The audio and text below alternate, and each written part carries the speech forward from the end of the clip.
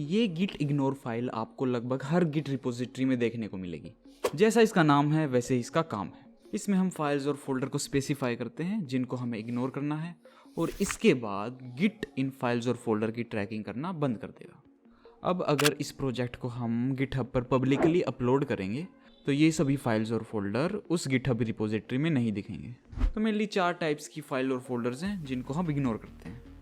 किसी फाइल में API keys, login details या और कोई सीक्रेट हो उसको हम इग्नोर करते हैं, क्योंकि अगर हमारी ChatGPT की API की लीक हो गई तो हमारी प्यार भरी बातें दुनिया के सामने आ जाएंगी।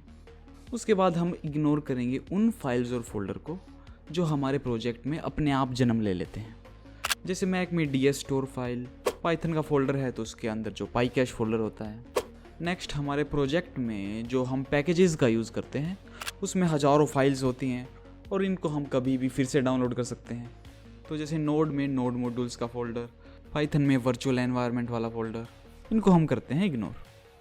और बाकी फाइल्स जो हमारे प्रोजेक्ट को रन करने में मदद नहीं कर रही, जैसे लॉग फाइल्स या टेस्टिंग के लिए कोई टेम्पररी फाइल्स हैं, उनको भी हम गिट इग्नोर में ऐड कर सकते हैं। तो चलिए फटाफट इस प्रोजेक्ट में इन फाइल्स और फोल्डर को इग्नोर करना सीखते हैं। तो सबसे पहले अपने प्रोजेक्ट के रूट फोल्डर यानी मेन फोल्डर में बनाओ .git ignore फाइल। अब मान लो हमारे पास एक .env फाइल है जिसमें हम अपनी सीक्रेट कीज़ रखते हैं। तो इस टाइम अगर हम गिट स्टेटस का यूज़ करेंगे तो ये फाइल यहाँ पे शो होगी, क्योंकि गिट इसको नॉर्मल फाइल की तरह ही ट्रैक करेगा। तो इस फाइल को इग्नोर करने के लिए गिट इग्नोर में लिख दो .env। अब इस नाम की फ़ाइल पूरे प्रोजेक्ट में जहाँ भी होगी वो इग्नोर हो जाएगी। तो अब इसको मॉडिफाई या डिलीट भी करेंगे, ये हमारे गिट स्टेटस में नहीं दिखेगा। अब इस टोकन फाइल को इग्नोर करने के लिए हम अगर उसका नाम लिखेंगे तो ये दूसरी टोकन फाइल भी इग्नोर हो जाएगी। तो इस फाइल का दे दो रूट से relative path. Node modules folder को ऐड करने के लिए लिख दो इसका नाम और लगा दो /। बिना // के भी ये काम कर जाएगा, लेकिन इस नाम की अगर कोई फाइल हो वो भी इग्नोर हो जाएगी।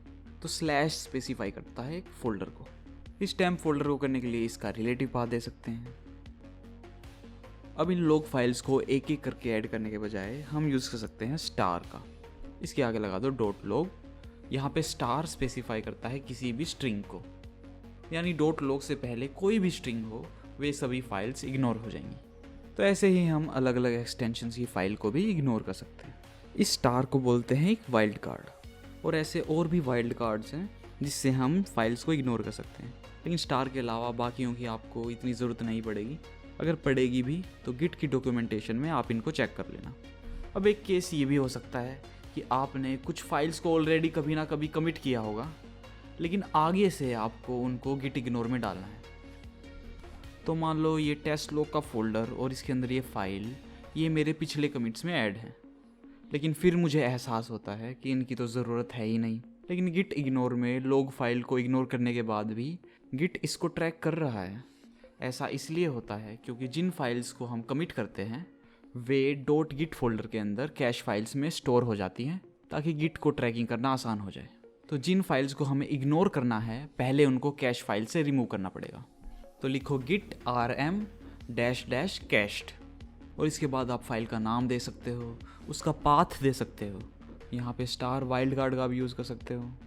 और अगर किसी फोल्डर के अंदर की सभी चीज़ों को कैश से डिलीट करना है तो फोल्डर का नाम भी लिख सकते हैं, लेकिन उसके साथ हमें यूज़ करना पड़ेगा -r। अब हम गिट स्टेटस चेक करेंगे तो यहाँ पे दिखा रहा है ये फाइल हो गई है डिलीट। तो इस चेंज को कर देंगे कमिट, और आगे से गिट इन सभी फाइल्स को इग्नोर करेगा। तो जैसा कि आपने देखा, जो भी फाइल्स और फोल्डर हमें गिट इग्नोर में ऐड करने हैं उनको स्टार्टिंग में ही ऐड कर लेना चाहिए।